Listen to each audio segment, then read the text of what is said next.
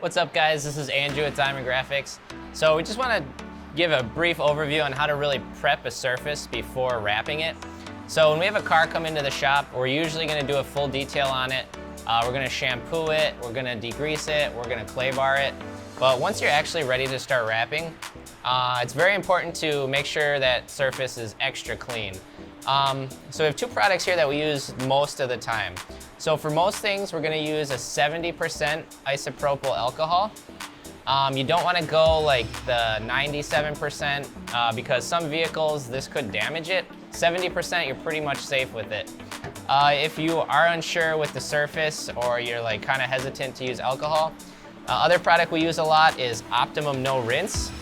Now this is a concentrated form of wash. You put some water in it, you add an ounce to it, and what this does is it encapsulates the dirt and makes it wipe away without like leaving scratches and stuff. So usually what we're gonna do is we're gonna use isopropyl alcohol to prep the panel. We put the wrap on. Then if we want to wipe down the wrap again after, instead of using alcohol, which could actually dry out the vinyl, we're always gonna use the Optimal No Rinse after the vinyl's already applied. So if you're at home, you already have vinyl wrap, I wouldn't recommend cleaning it with alcohol. I would find some sort of detail spray, waterless wash, just to wipe down if you're in between washes, in between an actual full shampoo wash for your car.